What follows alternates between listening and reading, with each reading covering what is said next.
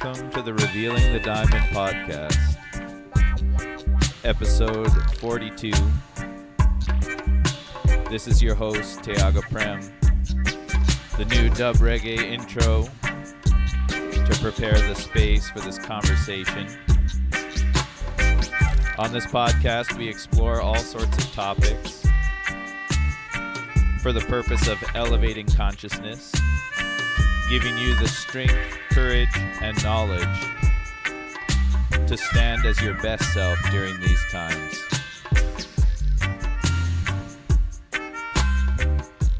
On this week's show, we're going to sit down and talk to none other than Jana Roemer, a wonderful Yoga Nidra teacher, astrologer, mother. When I was down in LA, I got to spend some time with her and her family, and the conversations we had were so elevating, so insightful. So I thought, hey, we need to share this with the Revealing the Diamond listeners, which is you. And that being said, I just wanted to give a big thank you, deepest, heartfelt gratitude for everybody who pays attention to this podcast, who leaves reviews on iTunes, who reaches out on Instagram, who comes to all the lectures and the classes. Thank you so much. We really are doing this together, being the change we want to see during these times. So bless you and thank you. This week is all about the importance of relaxation and meditation. If you want to get in touch with Jana Roemer or do some of her Yoga Nidras, make sure you check out janaroemer.com. That's R-O-E-M-E-R. Jana is J-A-N-A. janaroemer.com. And she also has some Yoga Nidra on the Insight app, which you can get in the iTunes store or wherever your apps are sold. Check it out. Once again, Tiaga Prem on the controls, preparing the space for episode 42, Jana Roemer on the importance of relaxation and meditation. Let's dive in. Satnam. So why don't we start by just letting everybody know who doesn't know who you are, and what you do and where you live and whatever else you can think of that you think might be a good foundation for this conversation. Sure. Well, my name's Jana Roemer, and I am a Canadian living down in California. I think LA is actually the second largest population of Canadians, or maybe it's the largest population of Canadians outside of Canada, is a stat I heard recently. But anyway, I grew up in a small town of like 150 people in Saskatchewan to fairly liberal parents. And, I always find it interesting to look back over the whole course of my life and how every little piece led me to right now. And I think everybody who has an opportunity to review that. But if I really look back, I always knew that I was a teacher. I started teaching other kids how to skate when I was 12 years old, my first attempt at university, I actually was in education, and for whatever reason, I got this bug in my head that I can never make a living off of this. And so I switched over to business. And in the process of doing that, I actually did almost completed a whole degree in psychology. And the same thing, there was this little bug that got put in my head, like you could never make a living off psychology. And so I did business. And then I worked in that world for a little while, and, life and how it goes. I had a really critical inner landscape of my mind. And through the course of my life, I had different rounds of depression, starting when I was really young, like 5 or 6 years old. And in my teenage years, I think most teenagers have a period of depression, if we're really honest, but it was definitely there. And then in my early adulthood, and so when I finally came to yoga, it wasn't actually through the practice of asana. It was through the philosophy, because I was so tortured. And I started studying and reading books on Eastern religions and Buddhism, and at the time, books that may have been considered a little bit more fringe. That just really made a lot of sense to me. And I spent a lot of my life in pretty deep contemplation, having grown up on an acreage, you know, like no friends. It's just like me and and nature. It's like pelicans and deer in my yard. And, you know, I spent a lot of time alone. But then, so when I landed into the yoga philosophy, it was like I came home. It just felt so familiar. And it actually took me another 3 or 4 years to actually step on my mat and do a yoga pose. And so for me, it's always been the philosophy. It's always been the lifestyle. It's always been about my mental health. And the asana was really great because it gave me something to do with my body, and it felt good. And the endorphins that were released actually were so beneficial to my depressive state at that time. And but they didn't fix the problem. You know, it was like I got reprieve, but it didn't fix the programs, as I call them now, or the conditions that were in my mind and my subconscious mind that kept me looping back into the feeling of never being good enough, or never being worthy, or not deserving of love, or even friendship, you know? And so I got into meditation, and I've always been into the little bit more woo-woo stuff as more of a entertainment than anything else for myself, you know. And everybody was hyped up on 2012. And 2010, I decided I was going to meditate daily, because if it was something serious in 2012, I wanted to make sure I was prepared. Oh, I see what you're saying. You'd like, we were going to meet the end at 2012. Yeah, and I was really into the Tibetan Book of the Dead. You know, I studied with Ram Dass, and he introduced me to the Tibetan Book of the Dead, and I just love those teachings, you know, that everything we do in our waking life is leading us for the moment of death so that we can die awake. And then if we die awake, then we can travel through, in the Tibetan world, they call it the bardo. So it's the phase between incarnations. And during that time, if you are awake and can recognize your life, then you can choose your next incarnation. And to me, that always was super fascinating. And so I dove deep into that world. And then 2012 came, and we know the earth is still alive and we're all still here. And, you know, it wasn't that big of a deal. But something had changed so deeply inside of me, because I had committed to this daily meditation practice. But even with a daily meditation practice, it still wasn't fixing the problem. I was only becoming more, I guess, accepting of the critical nature of my mind. And it didn't stop the torture, you know, that inner torture that I was feeling. And then I was introduced to the practice of Yoga Nidra. And some people call it Nidra, some people call it Nidra. And I think both are correct depending on where your teacher studied from, or what part of India they brought it forward. So I say Nidra. But I also say Nidra sometimes, depending on who's listening. But when I started doing Yoga Nidra, I slept through it for like 5 years. I just knew that it felt amazing afterwards. And it wasn't until I took a deeper dive into the practice with one of my teachers, her name's Tennis Fishman, who helped me to understand what a sankalpa is. Because a sankalpa is, to me, really like the arrow that goes in and helps you to understand what part of your psyche needs healing.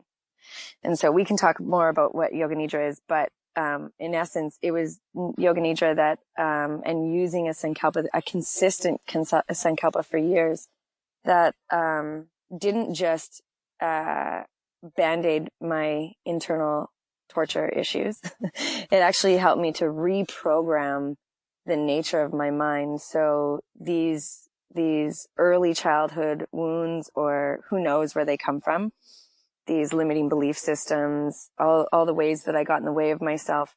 Yoga Nidra was the first practice that actually went in and almost like surgically removed these wounds and granted me freedom from it.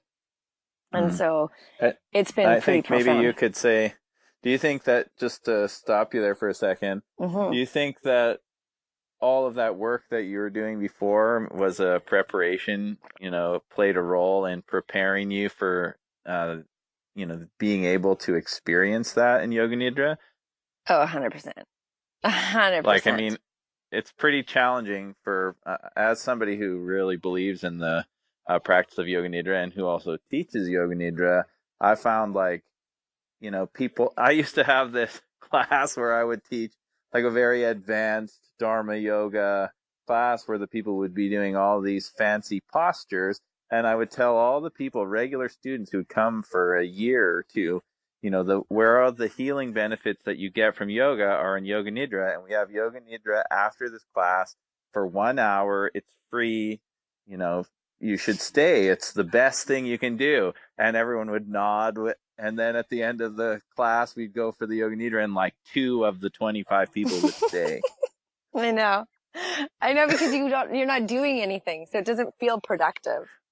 Right. Or it appears on the surface, right? Right. It appears on the surface like you're not doing anything. Yeah. Yeah. I think that's a really good point. And, somewhere along the way, I think it was my 3rd yoga class, I knew I was going to be a teacher of yoga. And then I convinced myself that wasn't the case. But actually going through the yoga teacher training, I overcame a lot of things. Like that was a very significant shift point in my relationship with self. And then teaching, and then teaching yoga teacher trainings. That also, because every time I went into that fire, I'll say, there's however many pairs of eyes staring back at me, questioning or me starting to question, like, am I really teaching what I'm doing? And so it made me really look at how I was embodying the teachings myself. And so that definitely made a huge difference. I think embodiment is really, hand in hand with the Nidra practice for sure. Can you explain more of what you mean by the word embodiment? Sure. Well, Patabi Joyce, he has that quote that came from him, 99% practice, or 1% theory, 99% practice. And that's really it. Like we can sit around and talk about these things till we're blue in the face, but until you actually go home and put it to work in your life, it's meaningless. And it really only starts once if we look at a teaching as simple or as profound, I should say, as ahimsa or nonviolence, we can talk about it. But until you figure out how to even be nonviolent within your thought form, then, there's so many layers that we can put the theory to work in. And it's all about how we apply it and how we live it. Right. Yeah. Do you think that, I wanted to know a little bit more. You were saying when you were young, you got interested in Eastern philosophy and Eastern practices before you did any kind of physical practice. And I definitely want to get back to the Yoga Nidra, but just to go back to being from a small, remote place, like, did this happen like later on in life when you're in university, or did you find out about this when you're a child, or how did that come about? I mean, I was born in Saskatchewan, and I mean, I didn't live there as a kid growing up, but I definitely whenever I go back there to teach or something like that, I went to the U of S for a year and studied religious studies, but it's not all that common that, there's a lot of Eastern philosophy and Buddhist temples and things like that in Saskatchewan. So where are you learning about this stuff? Yeah. Well, the spirituality that I first adopted was my mother. It wasn't the Eastern practices. My mom never went to church. She never took me to church. I never had there wasn't even a church in my town. It wasn't something that we did. But my mom had a way of just living a spiritual life. She taught me prayer at a really young age. And it wasn't like we were praying to Jesus. Although it was that too, but it was more just, having a conversation with an invisible force that loved me more than anything in the world is kind of how she explained it. Yeah. And she didn't put too many definitions on it. She just said, whenever you need, you can pray. And I don't even think she used pray. I think it was more like you can ask for help. And there's a love force. And I don't think that's her exact language, but there is a love force that's here to support you. And then everything also was in a conversation. Like we had a huge garden, a beautiful organic garden my whole life growing up. And, when we'd plant the seeds, my mom would talk to the seeds, and she'd put them in the soil. And as she's covering them, she would say, "Bless you, seeds grow. Bless you, seeds grow." And so there was this very intimate relationship with nature, with, an invisible force, a benevolent force. And then I also, from as long as I can remember, have been obsessed with the stars and the moon, like obsessed. My mom would have to like drag me in at night. I just want to sleep outside so I could stare at them all summer. And then we also grew up under the Northern Lights. So the experience itself was less organized than it was just a full immersion into an experience of being really connected to our elements and nature and the stars. And then Amazing. And then the Buddhism and the Eastern philosophies that came in actually at U of S in a religious studies course, which is probably the same one as you took, because it was the first 100 level course that went all year long. And my professor he was so passionate about it. And as soon as that was my introduction to reincarnation, and to me, Buddhism just made sense. Like, it's always felt very familiar to me. So, yeah. I'm not surprised after hearing who you chose as a parent.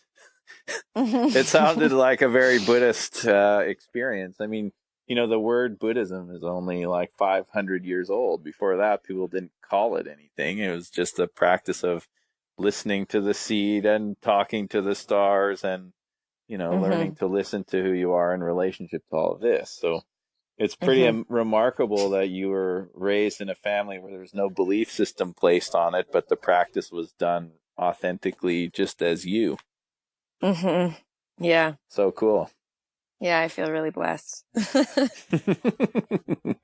Well, it shows, you're really living that now. Totally. You're a really authentic, genuine person. And so it's a good job, Mom. Yeah, right? I picked a good one. And she picked a good one too, Yeah, right. Well, you work together. That's the way it goes. Yeah. All right. Well, I think that answers that question. And then I wanted to know, like you said, that you knew that you were going to teach in your third time practicing yoga in a group, and that Yoga Nidra started to deal with some of the self-worth issues or some of the issues that you had, whether they're mental issues or whatever. I'm not sure exactly the terminology you used to describe it, but when you went to Yoga Nidra and you had that healing experience, did you have a similar experience where you were like, wow, I really need to share this right off the bat? Or was it something that sort of came to life as you got into the practice? Yeah, for the clarity that I had on teaching asana, I definitely didn't have the same experience with Nidra. I actually, my first Nidra experience, I didn't even know that that's what I was going to. It was a woman, actually, I think, Jessica Ferguson in Edmonton, and she had lived at the Bihar school, and so she learned like straight from the source there. And it was an amazing, like super sweaty, creatively sequenced flow class. And then Shavasana was about 20 minutes long. And I remember she told me to imagine a blue light at my third eye. And then we took it to my thumb, my index finger, my middle finger, my ring finger, and then I'd pretty much disappear. And that's all I would remember, I don't know where I went and I don't know what I did, but I knew that when they told me to wake up, I woke up along with the rest of the group, and this class was packed like wall to wall. It was totally packed. And this is, probably close to 10 years ago, maybe even more, maybe 11 or 12 years ago now. And I felt like $1,000,000. Like every time I would wake up from that, I just felt so amazing.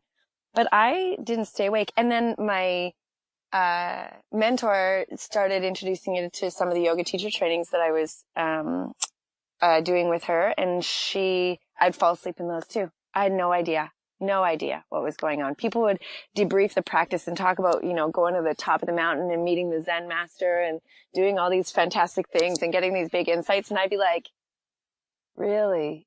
You felt all the way to your right foot too? I didn't, I couldn't get through the body scan.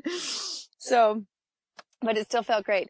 And then it was only once I became a mother, and it was when I started to actually understand the practice, because the other part is that I knew that I felt really rested and restored.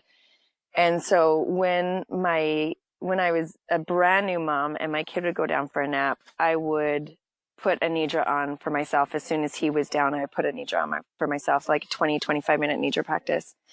And I swear that was my saving grace. And within that, that's when I started to find that the ability to coast into the Nidra practice, where I was definitely, my body was sleeping, but my mind was starting to be able to stay awake or coast into those different brainwave states.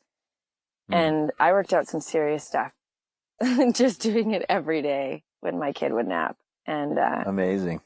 Yeah. And that's what made me go deeper into it, actually, is once I started to be able to coast into those different it's an altered state that you go into. Yeah. Totally. Mother's little helper. Yeah, right. That's a more sustainable mother's little helper. Yeah, then the other marketing ploy for mothers, the 2:00 glass of wine. I think this is much better. I think you're right. Can you talk a little bit about like what Yoga Nidra is for people who are listening to this? Like the 23 people from the class I was teaching who didn't come, even though I was shouting it from the mountaintop till I was blue in the face how important it is. Could you talk a little bit about like what Yoga Nidra is, how it works, whatever you think it would be of value to somebody who's maybe new to the practice? Because I think the healing benefits are so great, and this could be a seed for somebody to experience some of the healing that you experience. Totally. First of all, it's a very difficult practice to explain. And I think that's part of why it doesn't move out into the population as quickly, but it is now. In its most basic form, it's a relaxation practice. When we look at the 8 limbs of yoga, if people are familiar with that, there's yama, niyama, asana, pranayama, breathwork, and then pratyahara. And pratyahara is the withdrawing of the senses. And it's a pratyahara practice. So when we unplug ourselves from the external world and plug into our internal world, there's a whole universe inside of there. And you've probably heard that before from different philosophies, because something along the lines of those teachings are in every philosophy, every spiritual practice, every religion that I've ever come across. And the problem is that we're not being shown how do you go and listen to your inner world, And Yoga Nidra does that. And, or maybe it's not that we're not being shown how, but it's hard to give somebody the experience of that, because it is, you let go of the teacher in a lot of ways and you have to go in and do the work yourself. Where Yoga Nidra, at least in the Bihar lineage, which is what I have deep dove into, we start to go through the layers of the body, and systematically so. There's definitely a template that you follow as somebody who's guiding the practice. And so it's really interesting when you look at the layers of the body. In Sanskrit, they're called the koshas. And each kosha has a 3-part name. So it's Annamaya kosha, Pranamaya kosha, Manomaya kosha, and onward there's 5. And the first section of the word, like Annamaya kosha, is telling you which layer of the body that this is referring to. So the Annamaya kosha is the food body. It's your physical body. So everything that has matter. So your flesh, your bones, your blood, everything. And that's why the first, after you do the sankalpa or state the sankalpa, you go into the food body. And as you're going through the food body, it's systematic. There's a pattern. There are actually multiple patterns, but in Bihar, there's a specific pattern that starts on the right-hand thumb and it ends on feeling the whole entire body, but you go through systematically feeling particular points within the body. And then I've studied this further from a very scientific perspective. And what it's actually doing is tapping into different pieces of gray matter in your brain that starts to create what's called brain cohesion. And so the nervous system basically comes into alignment with itself. Where when we're walking about our day and you're walking down the street and you have one thought that says, shit, I got to call am I allowed to swear? Yeah, you can swear. Okay, good. That was funny. You really caught yourself fast. You're fine. Anyway, so you have one part of your mind that says, I got to call my grandma. Another part of your mind that says, I shouldn't have said that thing earlier. I hope I didn't hurt their feelings. And another part of your mind that says, I'm really hungry. Another part of your mind that says, I got to look at the map. And another part of your mind that's saying, I have so many emails I haven't answered. And, all these different ways. There are all these different directions that the mind is going. What it starts to do is create an incoherent brainwave state in the brain. And when that happens, we actually remove ourselves from the pattern that allows us to heal. And in an effort of the nervous system to bring this back into balance, first what it does is it releases stress hormones into your body. So cortisol, adrenaline, and there's a few others that get released. And when that happens, it takes the energy or the blood and everything from your organs and it puts it out into your limbs and gives you a level of alertness that is to be meant technically, or I think perhaps in the original design, to give you a boost of productivity. And then once the threat is gone, or in our case, the 10,000 things that are pulling our mind in different directions have settled, then the cortisol and adrenaline stop being released and you go back into a more cohesive state. And then the hormones start to change. You get, oxytocin and dopamine and serotonin and all the ones that take us into a state of healing. And so basically what we're doing in that first run is we're entraining the nervous system into a state of coherence where all the different parts of yourself are coming online together. And so that's why we go through the different parts of the body. And as you go through the different parts of the body and you feel parts of yourself in wholeness, and then you feel yourself whole, you feel your whole entire body together as one, it creates a coherent state in your brain. It's actually quite phenomenal when you look at brainwave scans at the difference between what's happening. And then once we do that and have the brain in a coherent state, the nervous system changes its directives. So instead of the nervous system yelling out to the body, do this, do this, do this, do this, this will help you heal, this will help you get better, do this, that can be done. You bring it all back together and the nervous system says, okay, now we can be. And once you move from a state of doing into a state of being, then the conversation between the mind and the body and your spiritual self shifts. And the next layer of the body is the pranamaya kosha. And the pranamaya kosha we can look at as the breath, but we can also look at it as the meridians or the chakras or any energetic anatomy of the body. We can also look at it as the aura, the auric field. And for some people, this is harder to relate with. And so a lot of times I stick it with the breath. I keep it with the breath because everybody can relate to their breath and find their breath. And then I'll tease, the way I guide, I tease them into feeling like, okay, you can feel your breath, but can you feel just outside of your skin? And then people will start to become more aware of their field, which is much bigger than their physical body. And then they get this experience over time. Perhaps it will take 5 years like me to stay awake. Who knows? Maybe it'll happen the first time. But you get to have an experience of yourself, of the space within yourself and outside of yourself, the space that you occupy. And when we look at the quantum teachings, again, to bump it back into science, when we look at the quantum teachings, what they've seen now is that an atom is 99.9999999% space. Yet we as humans and this need for proof focus on the 0.0000001% that is matter. Probably even less than that, really. And so once we shift from the matter into the space, and that's essentially what starts to happen in the pranamaya kosha, the matter starts to become less prevalent in your experience, and you get this bigger experience in space. And when we're in space, then we enter the quantum field.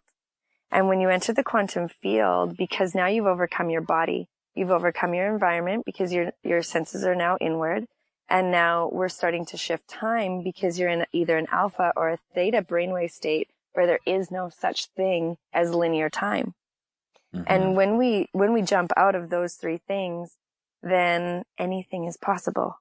You open yourself to the vast field of infinite possibilities. And so the next directive of the practice is to shift. Once you've tapped into that, then you shift. You go into the mental emotional body. This is the Manomaya Kosha.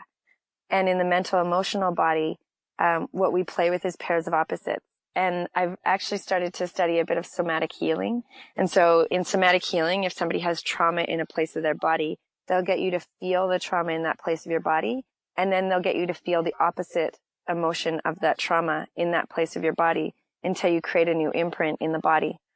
Well, with this, what we're doing is we're going into the brain and we're looking at the way that neurons fire together, they wire together. And so ideally we stay in a precognitive state. So before you go into story, there's an opportunity here because you're in a complete state of relaxation just to use your imagination. Use your imagination to conjure forth what it feels like when you're in a state of resentment, for example. And so the practitioner allows themselves, they conjure forth the feeling of resentment. Maybe it feels like something in the body. Maybe there's an emotional attachment or association, or maybe there's thoughts that come in that associate with resentment. But we get to feel it. And by feeling it, we start to create the neural pathways for resentment in the brain, which might sound like the opposite of what you want.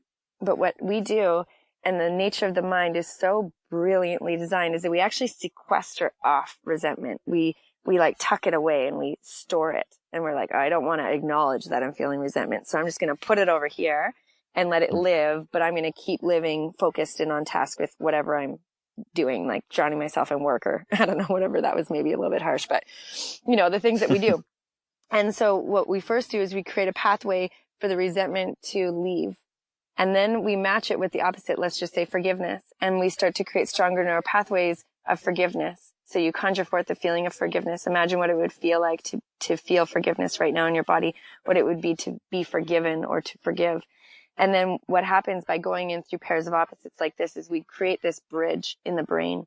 And it's so cool. They have, you can like Google on YouTube, neurons that fire together, wire together, and you'll see these brain scans where the neural pathways are being built and where they're being pruned away. And so next time you find yourself in a state of resentment in your waking life, there's a bridge in your neural pathways that allows you to feel forgiveness right with it. And so before resentment has a chance to set root in your system, you're already forgiving through compassion. They don't mean to hurt me. They didn't know that they caused me harm. I can forgive that because there's an innocence to the way that I feel and the way that they're acting. Does that make sense? Yeah, it makes total sense. Beautiful. Yeah.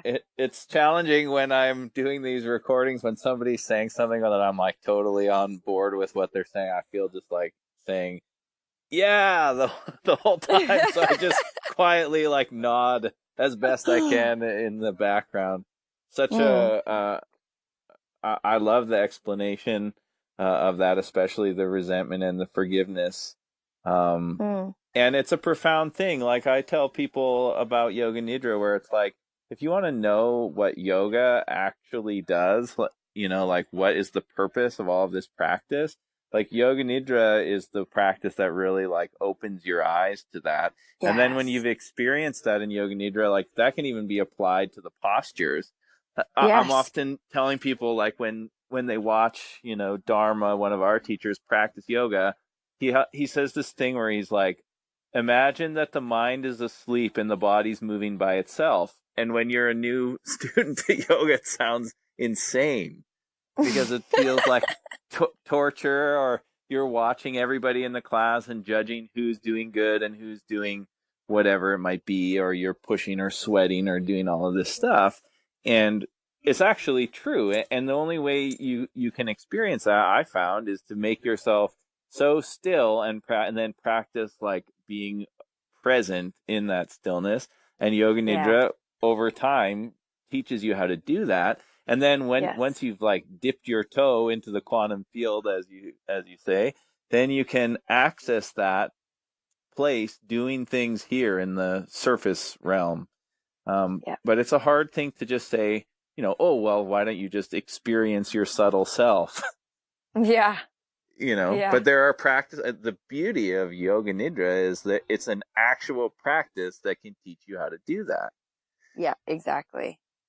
Yeah. When you use the word Sankalpa, can you just clarify what that means? Because some people probably are thinking, she keeps saying this word that I don't know, and I think it's important to describe what that is.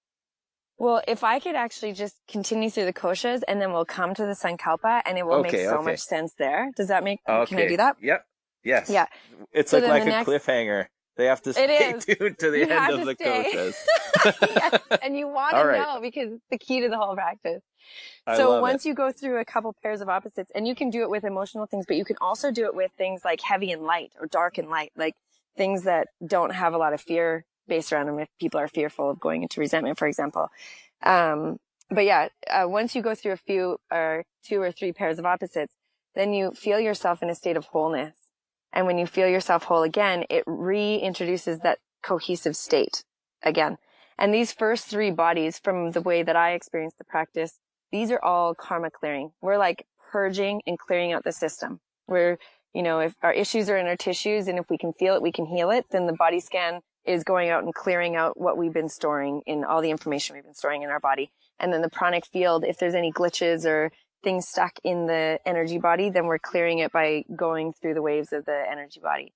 And then the pairs of opposites, we're unstucking ourselves, And then the transition point here, you come back into a state of wholeness. You activate that cohesion again, which reinforces the body's ability to heal, the body, mind, and spirit's ability to heal.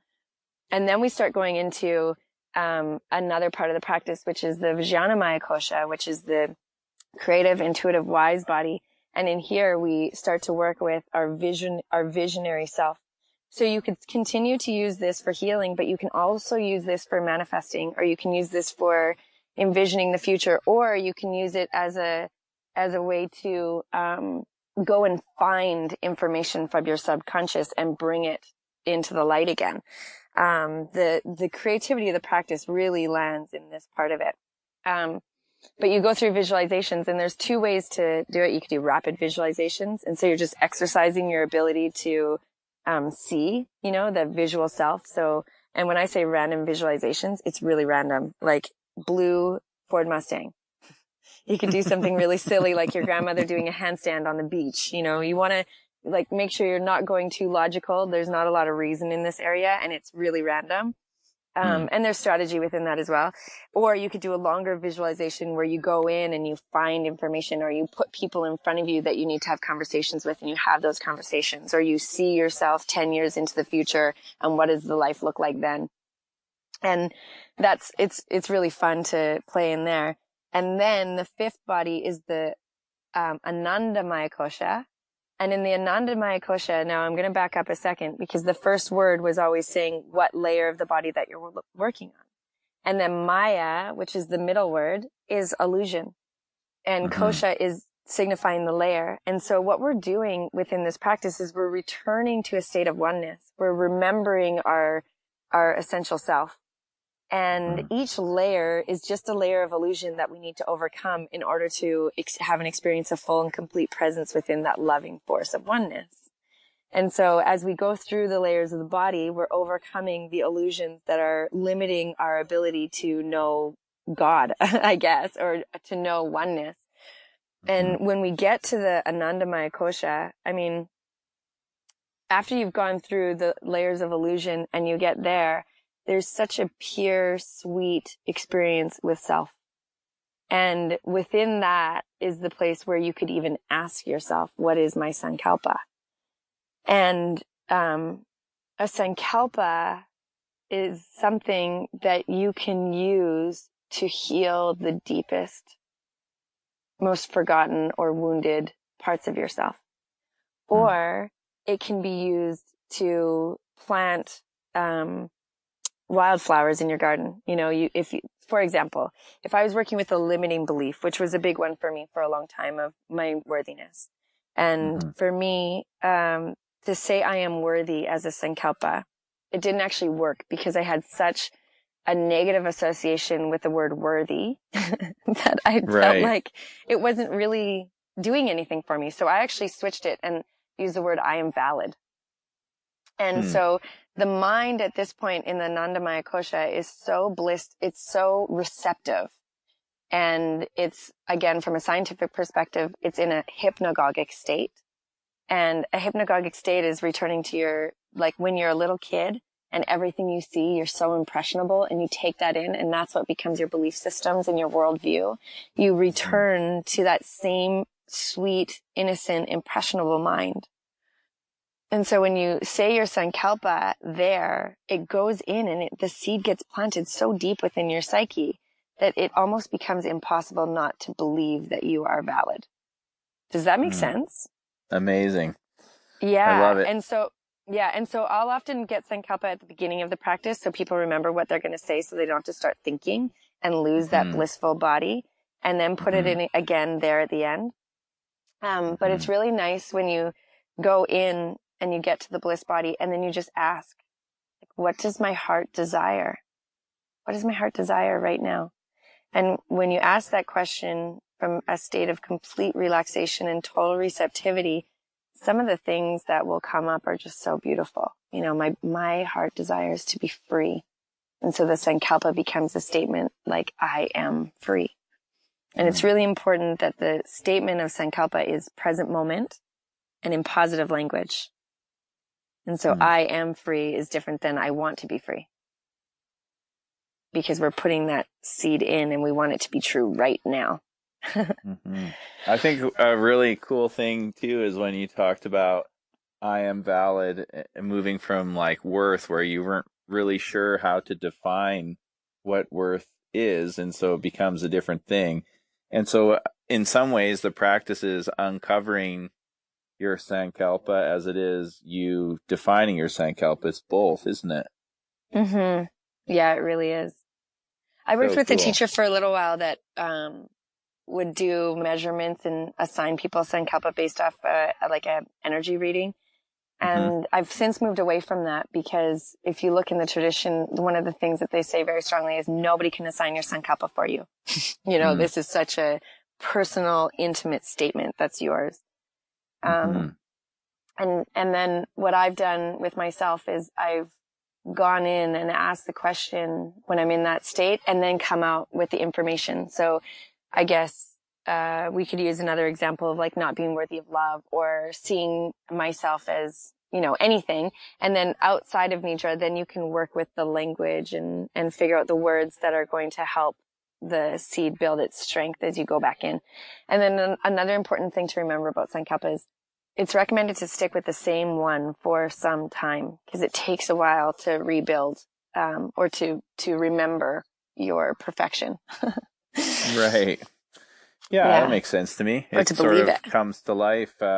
You create a relationship with it, especially some of these things, you know, there has been a repetitive sound current that has created a definition inside your mind that is really deep wounds. It's not like, oh, we'll just switch this off. Yeah, exactly. You know, you really have to work with it. I was reminded when you were talking about that we started this conversation off with, you know, religion. That was supposed to be the purpose of religion, and then there was no means of like passing down the experience of that, the clearing that can take place through Yoga Nidra. And the word religion means return to origin, which when you said that part of your talk where you were saying it puts you back into that state when you're a child, what was it? Hypnagogic. Yeah. It's a great word. So that hypnagogic state where you're like a child taking in the world, that is a return to origin. And you know, all these great masters have said, you know, to be more childlike is the whole aim of the practice. And this is so cool because it's actually, you're explaining how that happens on a psychological level beyond like a philosophy. Yeah. Which is so amazing, you know? Yeah. And yeah, you know, it's pioneers like Dr. Joe Dispenza. He's definitely somebody who is a complete mystic who has also a very analytical mind and needs to understand. And then he had the resources and the way to measure everything through, you know, brain scans and all this stuff. And he's definitely one of my heroes as far as helping us to understand this from like the way the logical analytical mind needs to know so that you can let go and go into the experience even more. Right. And he's a neuroscientist, correct? No, he's a chiropractor who just started tripping out on the mystic no way. and then decided to, he was a chiropractor that was told he could never heal his spine. And he Okay. was like, I don't believe it. And so he just went in, and yeah, he studies the brain. He works with, he's next level. Cool. My mom is going to be stoked that you're waving the Dr. Joe Dispenza flag because she's big. She's right into it. I did a meditation with him recently that my mom had, and I pulled the Jana just getting into Yoga Nidra experience where I was there for about 10 minutes, and then the rest of the time I was taking a nap. But I felt great after. Yeah. It's like just spending time doing a bit of meditation and then taking a nap with my mom was enough healing, I guess, on its own. But I really was moved by what he was doing, and I bought one of his books. I guess can be a reminder to crack it open and do some reading. Which one did you buy? You know what? I'm embarrassed to say that I can't remember which one, but I'll pull it out. I'll pull it out, and then maybe what I'll even do is put it in the show notes if people are interested in discovering more about him. It literally is he is a brand new teacher to me, somebody that my mom kind of was like, you should really look into this. And I was like, yeah, I will when I have time. So I guess now Yeah. I'm going to make time, especially if it's in alignment with what we're talking about here, because I'm loving this. Yeah. Well, he has two really big ones. One is called the You Are the Placebo Effect. For the science nerds in the group, you'll love You Are the Placebo Effect. For the people that like the science but also like the mystic, there's a book called Breaking the Habit of Being Yourself. And I think I that's the one I recommend have. every human being read this book. It will change Okay. your life. Yes. Yes. Yeah, I think Breaking the that's Habit the of one Being I have. Yourself. Mm-hmm. Okay. I mean, he has a new one too, but. Amazing. Well, I'll get into it and start sharing some of those teachings with the students at Dharma Temple. Hey, I wanted to maybe connect some dots here because the Yoga Nidra talk has been incredible, and then I wanted to know. So you start doing this Yoga Nidra practice, you start sharing it. I've done your Yoga Nidra on the Insight app, which I loved, by the way. Thank you. SJ gave it to me to listen to, and I'm super into it. I love Yoga Nidra, and if I can get my hands on good recordings, it's great because it's a difficult one to just do on your own. Yeah. One funny thing that I've learned from Yoga Nidra is when I get tattooed, I like redirect the pain sensation to another part of the body, and then people who are tattooing me are always like, "How can you sit so still?" And you're explaining to them like, well, while you're tattooing my arm, I'm focusing on relaxing my toes. And they're like, okay, weirdo. But it actually works. And that came from Yoga Nidra. It's like, how can I redirect? All right, this is the reality of what's happening. Well, I'm going to move my attention somewhere else. And that's a pretty simple practice. You could do it at the dentist too. Yeah. But anyhow, that's aside. What I wanted to know is from the Yoga Nidra practice, we talked quite a bit about astrology. SJ is really into what you're doing with astrology. So where does astrology come into play after your Yoga Nidra practice? I mean, I can start to see some lines just talking to you from being obsessed with the stars and the moon to really going deep into the experience of the subtle self. It kind of seems like, well, the next part of that is to experience what's going on beyond the surface on a bigger scale than just your own personal experience. Yeah. Well, I'm an accidental astrologer. I didn't ever mean to, but it just makes so much sense to me. Like most people look at the charts and it's like hieroglyphics, and I look at it and a whole story comes out. It's weird.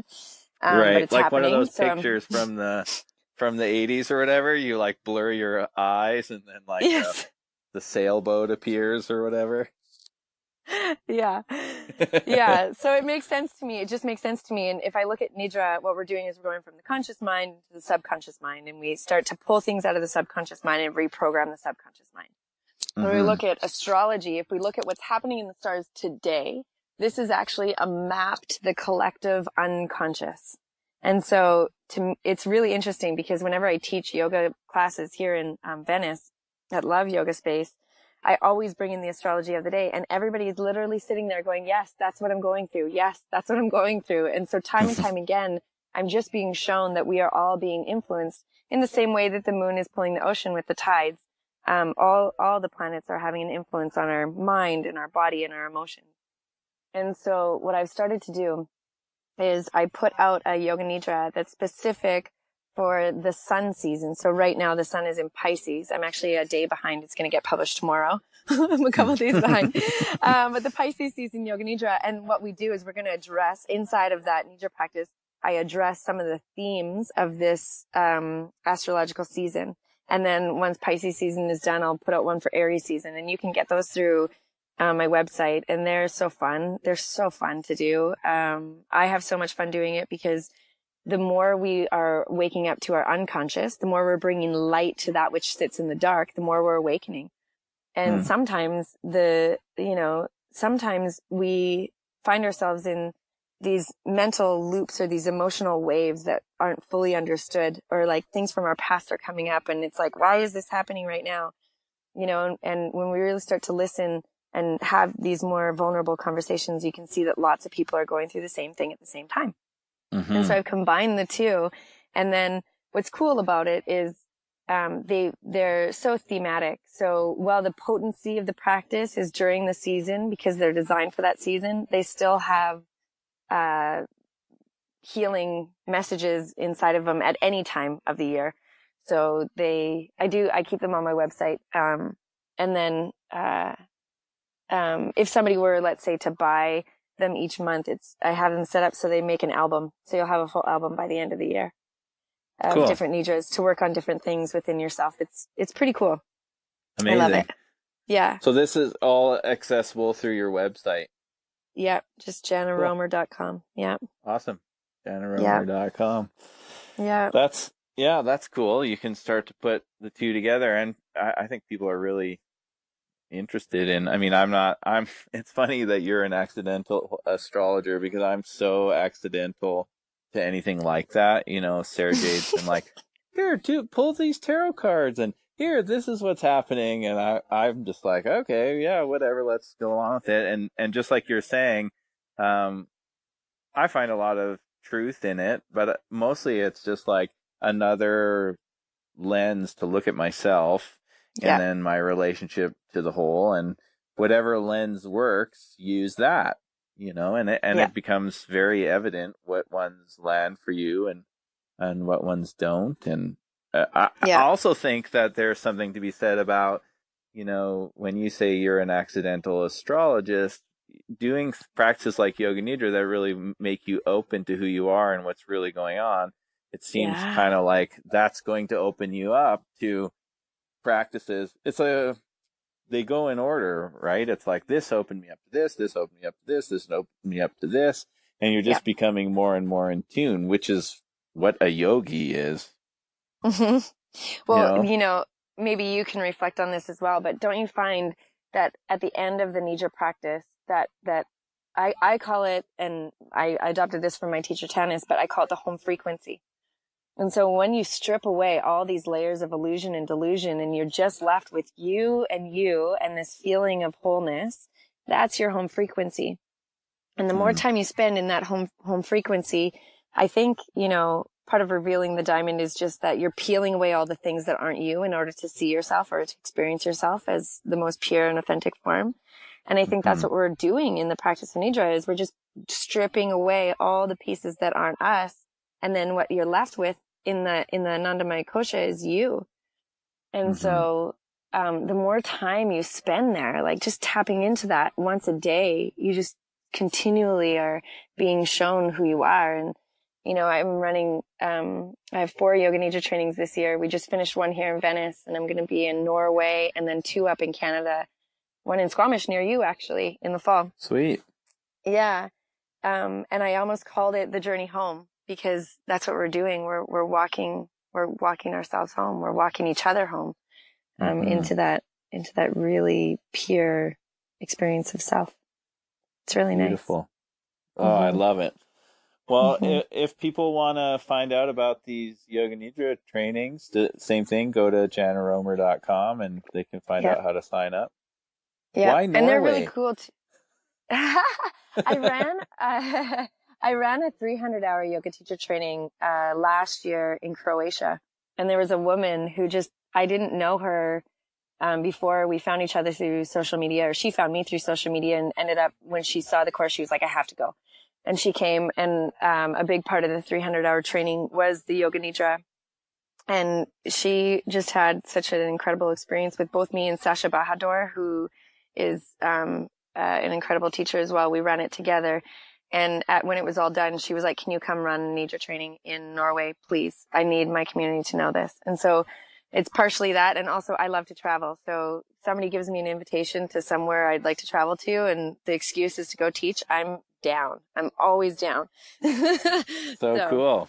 Yeah, my roots are Scandinavian, believe it or not. So my family is mostly Swedish. Oh, so wow. That's so it's cool. close to home. Yeah. And in astrology, everybody has a natal chart, and the natal chart is the imprint of the electromagnetic field of the earth the moment that you were born, the first time you experienced gravity. And within your natal chart, it's pretty cool because it shows you so many hints about your own personality and the way that you operate. But there's also another type of astrology. It's called your astrocartography. And you can see where on the earth different planets are going to be affecting you. And I'll have to say I'm a little bit scared to go to Norway because right where we're going, I have both my Pluto line and my Jupiter line. So Pluto is like death, transformation, rebirth, and you learn who you are and what your power is. And then Jupiter is the highest teacher. It's the guru teacher, and it always comes in to expand and give you the highest teachings. And right where I'm going to go teach that training, Jupiter and Pluto cross.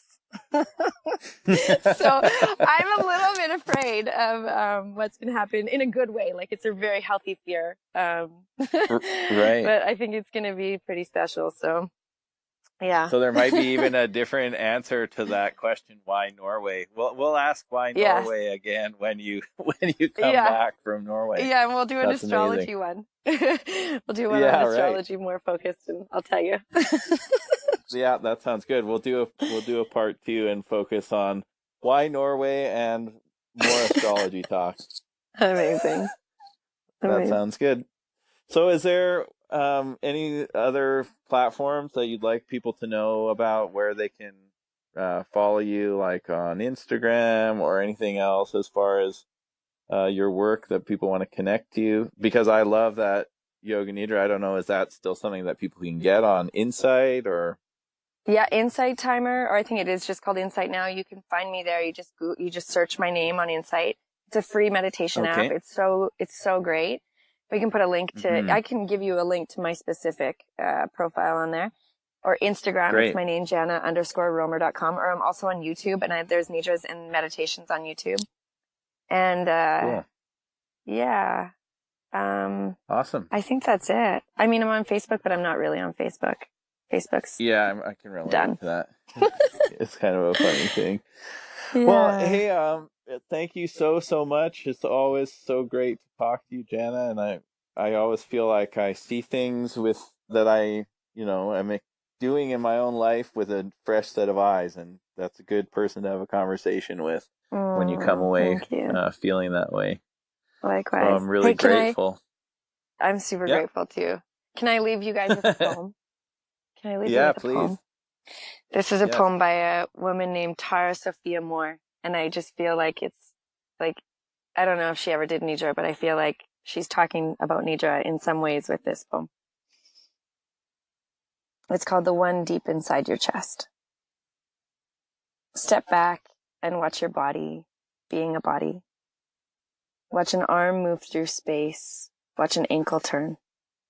Watch your body as it likes things or it doesn't, as it gets scrapes and bruises, as the skin darkens and falls into folds. Step back to the perimeter of the theater and watch your body on the stage. Recede into that quiet knowing. For now, I am associated with this body, not inside it or one with it, just associated for a time. Casing. Only casing. Be kind to the casing if you like. Put oils on it and nourish it and move it to keep it stronger for a time. Never become it. There, only suffering. Can you feel the one deep inside your chest who has existed forever? Who has made 1,000 journeys? Who feels like a comet in the dark? That inner filament I know. No one ever told you. I know. It wasn't the name you learned to write at school, but that one is you. That one is the real you.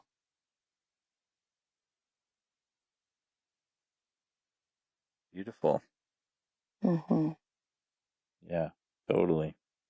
What a note to end on. Oh, wow.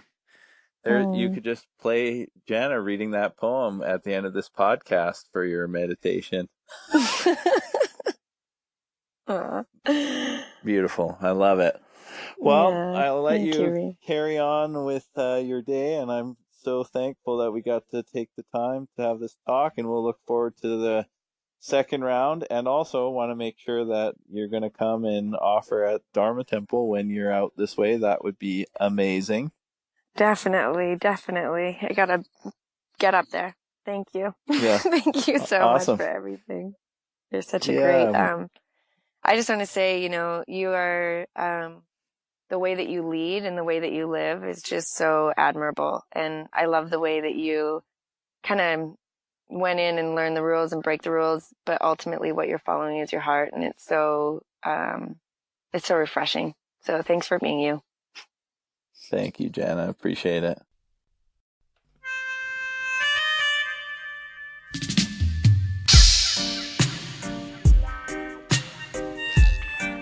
Until next time, thank you for tuning in. If you want to find out more about our offerings, check out thedharmatemple.com or follow me on Instagram at Tiaga Prem, TIAGAPREM, the Lion of Love.